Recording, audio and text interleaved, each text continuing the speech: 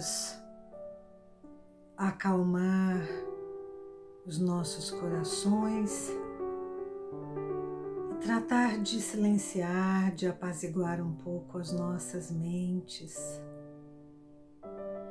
entrando numa prece profunda em que nós agradecemos aos nossos mentores espirituais pela oportunidade de estarmos reunidos uma vez mais no estudo do Evangelho de Jesus Cristo.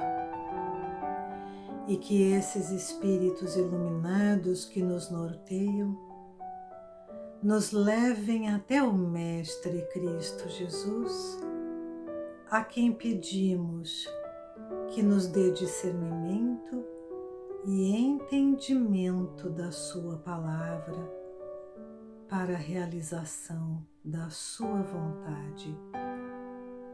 Que assim seja, graças a Deus.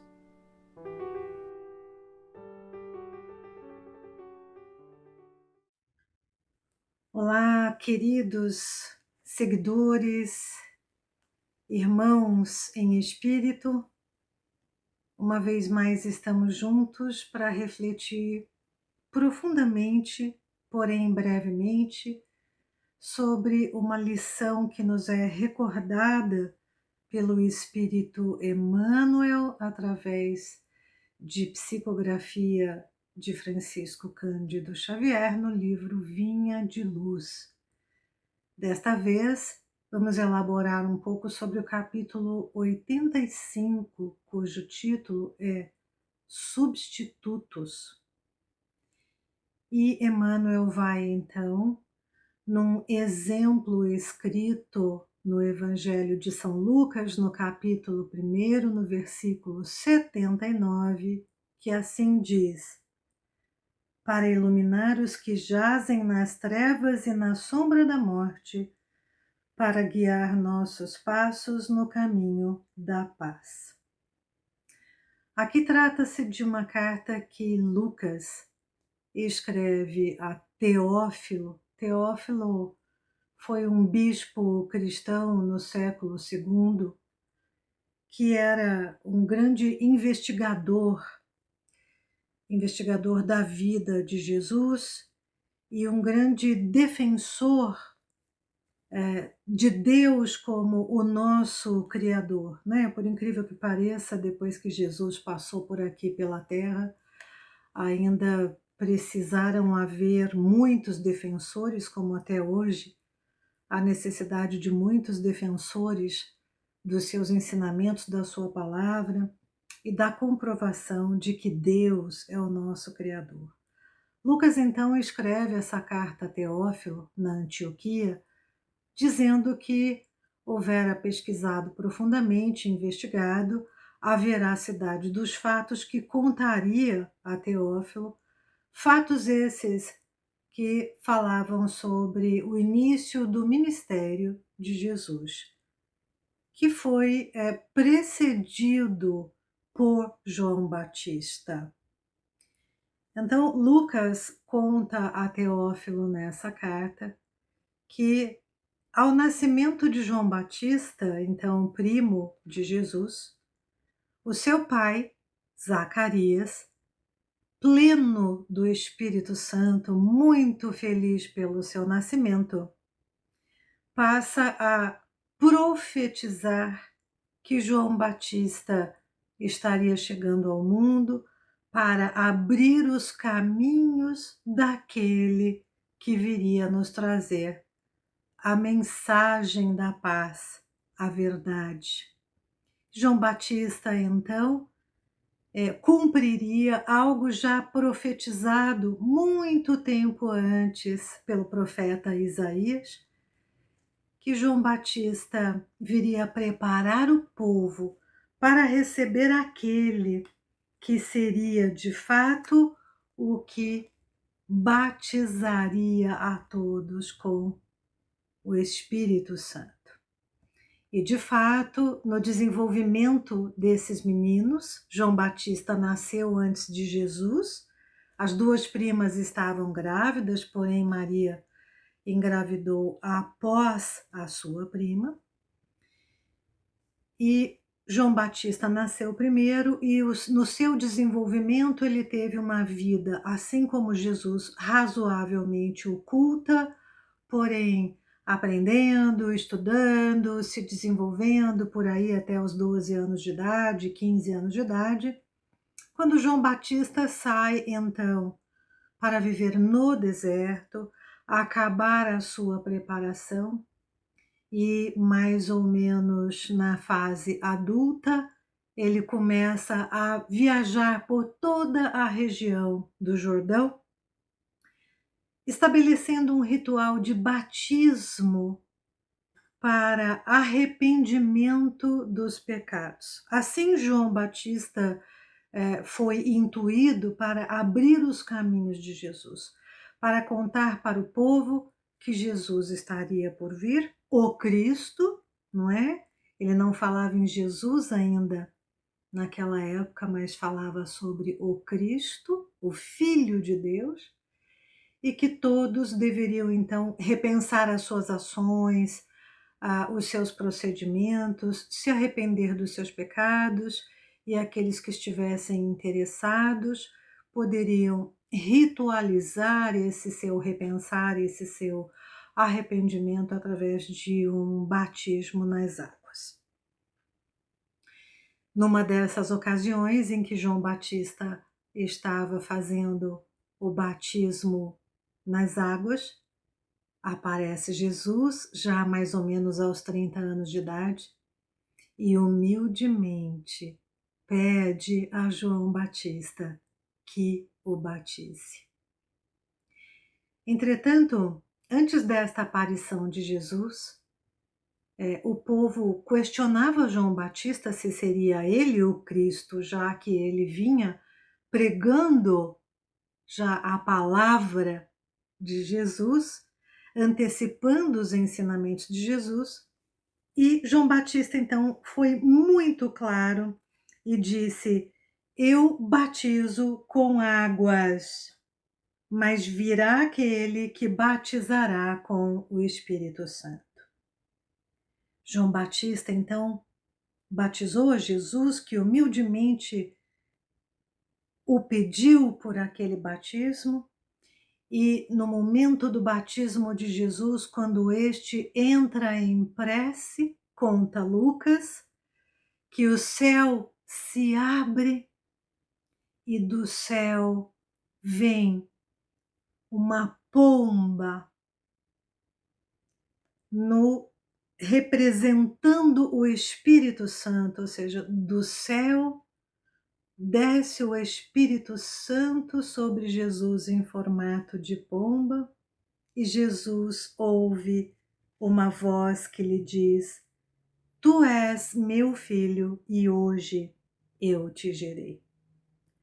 A partir de então, Jesus começa o seu ministério, a sua peregrinação com os ensinamentos evangélicos da caridade, da paz, do amor ao próximo, da colaboração, da irmandade, da fraternidade. E muito interessante lembrarmos que, mesmo sendo Jesus aquele que administrou e é o administrador até hoje do nosso planeta Terra, morada que nos foi dado para este desenvolvimento carnal, ele vem a este planeta, encarna como homem e não se furta das responsabilidades de ele mesmo instituir aqui a mensagem da paz. Vale a pena lembrarmos também que Jesus, claro, selecionou a princípio 12 discípulos, os pediu que o seguissem para que pudessem aprender, ser treinados, testemunhar os seus feitos, porque sabia Jesus que não ficaria por muito tempo e que outras pessoas precisariam dar sequência ao seu trabalho evangélico. Ele os orientou, ele os ensinou, mas ele os orientou e ensinou a partir dos seus feitos. Não um treinamento como esses que nós conhecemos, de entrar numa sala em formato de U, né? Em que se coloca, que ele colocou lá os 12 discípulos sentados naquelas cadeiras e foi lhes dando treinamentos teóricos, não.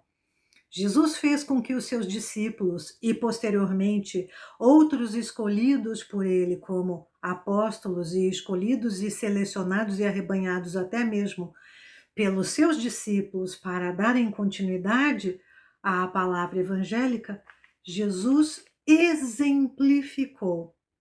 Então, nós já sabemos, temos bastante conhecimento do Evangelho, não é mesmo? De toda a peregrinação de Jesus, fazendo curas,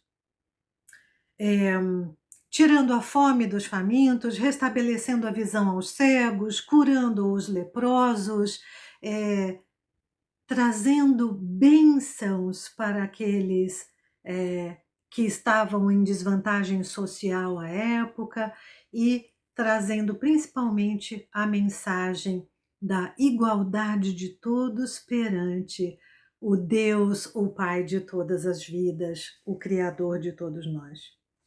Mesmo tendo ele eleito os seus discípulos e apóstolos, ele foi quem pessoalmente se responsabilizou pela fundamentação do evangelho na nossa sociedade, porque ele precisava deixar esse legado. Ele não se furtou sequer às dificuldades que ele já sabia que enfrentaria aqui e que passaria aqui. Ele veio, portanto, fez o que tinha que fazer e, como um bom administrador, dividiu entre todos o trabalho que deveria ser continuado.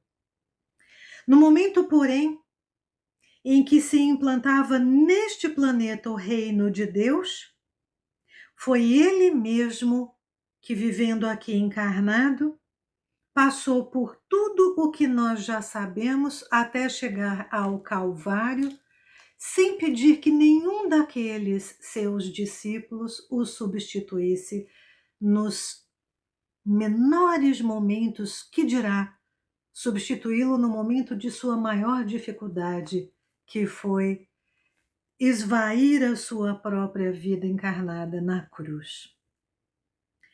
Assim também nos conta Emmanuel, nesse capítulo 85, que somos nós preparados ao longo da nossa infância, adolescência e juventude, pelos nossos pais, pelos nossos professores, somos preparados e nutridos no nosso corpo físico, nutridos de conhecimentos intelectuais, nutridos de princípios e valores para que possamos assumir a nossa maioridade, para que possamos chegar na fase madura de nossas vidas, fazendo boas escolhas, segundo a vontade de Deus, o nosso Criador.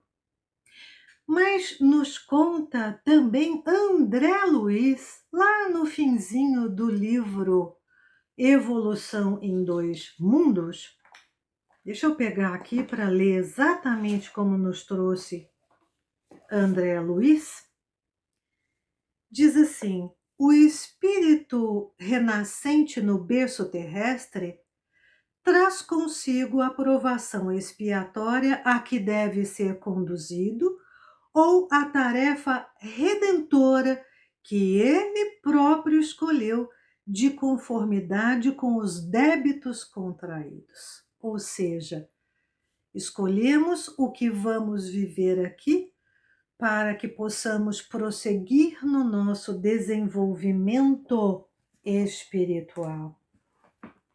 Então, preparados pelos nossos pais, pelos nossos professores e educadores, por tantos mentores, amigos, queridos, padrinhos, tios, parentes que nos encontram pelo caminho, que nos mentorizam nessa peregrinação de desenvolvimento espiritual e que não podemos e não devemos entregar nas mãos de mais ninguém para fazer por nós.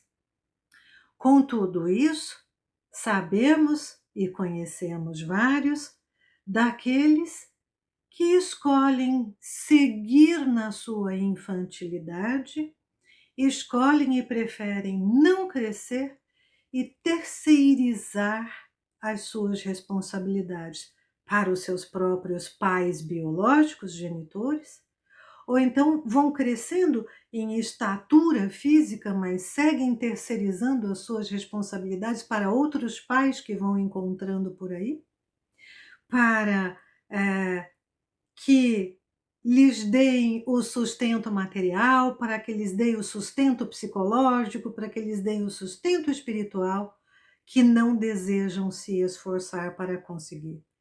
Nós conhecemos muitas pessoas assim. Nós mesmos fazemos parte, durante um tempo em nossa vida, dessas pessoas que escolhem terceirizar as suas tarefas. E Emmanuel nos diz nesta lição que sim, é função dos administradores distribuir tarefas, mas é também função dos administradores seguir, mentorizar esses seus administrados para que as tarefas sejam bem feitas, para que os resultados venham a contento e o crescimento seja de todos, seja conjunto. Ou seja, não existe administrador que possa furtar-se das suas tarefas ou das suas responsabilidades e que não vá pagar um alto preço por isso. Então, fomos lá no Livro dos Espíritos entender um pouco mais essa necessidade que todo homem encarnado tem, então, de cumprir suas tarefas, de trabalhar. E encontramos lá, na página 274, capítulo 3º, item 2º, sobre a lei do trabalho, e tópico 1º, necessidade do trabalho, entre as perguntas de número 674 a 681, os espíritos luminosos da verdade, que instruíam Allan Kardec, dizendo que existe a necessidade de trabalho para todos os homens como caminho de desenvolvimento e aperfeiçoamento da sua inteligência, sendo que esse trabalho se torna cada vez mais sutil quanto menores se tornam as necessidades materiais neste mundo.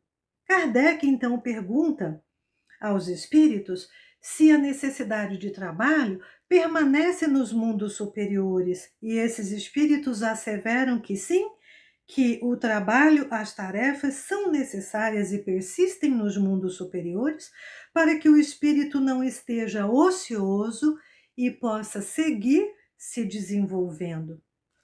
Portanto, queridos, quantos sejam os substitutos que nós pretendamos nominar enquanto na vida encarnada para fazerem as nossas tarefas no nosso lugar, para fazerem por nós aquilo que é necessário ao nosso desenvolvimento, mais infantis seremos, menos desenvolvidos estaremos e mais tempo precisaremos estar aqui neste conhecido mundo de provas e expiações.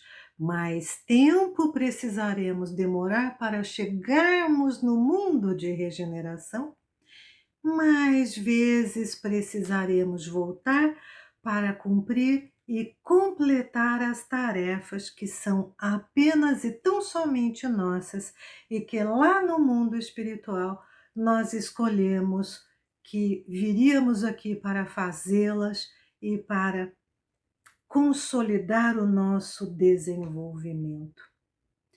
Essa é a reflexão que Emmanuel nos propôs para essa noite, e eu vou terminar então dizendo, como nos disse o próprio Espírito Emmanuel ao final dessa lição, que nós não vamos realizar nada, nós não vamos construir nada, nós não vamos empreender nada se nós ficarmos apenas nos sonhos e não efetivarmos os nossos sonhos, não materializarmos os sonhos que temos aqui como espíritos encarnados. Nos diz então Emmanuel: inspiremo-nos no Cristo e atendamos pessoalmente, como fez Jesus durante o período curto do seu ministério até o Calvário, atendamos pessoalmente ao dever que a vida nos confere, pois, perante o Supremo Senhor, Deus, o Pai, o Criador de todas as vidas, todos nós temos serviço que é intransferível. Não temos substitutos. Não podemos enviar substitutos no nosso lugar. Não podemos eleger substitutos e terceirizar a educação dos nossos filhos. Não podemos eleger substitutos e terceirizar a administração mais íntima dos nossos empreendimentos, porque a vida que nos foi dada é nossa e a nós cabe alargar esta vida com valores espirituais que nos tornem espíritos maduros, espíritos maiores, espíritos do bem, levando-nos, portanto, ao caminho da regeneração. É difícil? É difícil. Eu venho aqui dizer essas coisas porque é fácil para mim? Não. Eu venho aqui dizer essas coisas para ouvi-las também uma vez mais e estar segura do meu propósito de vida. Portanto, cerremos os nossos olhos em oração e peçamos a Jesus Cristo, o nosso Mestre, que nos exemplificou tudo isso, que nos ajude a efetivar as suas lições evangélicas a despeito de todas as dificuldades que possamos ter para isso. Sejamos firmes na fé, sejamos firmes no alto amor e no amor para com o próximo, de modo que todos nós possamos nos ajudar nessa difícil tarefa de desenvolver o nosso espírito, sem que tenhamos que dividir essas tarefas com outras pessoas, mas nós mesmos sentirmos e celebrarmos o sabor da vitória do nosso desenvolvimento espiritual. Que Jesus nos auxilie nessa caminhada. Que assim seja, graças a Deus.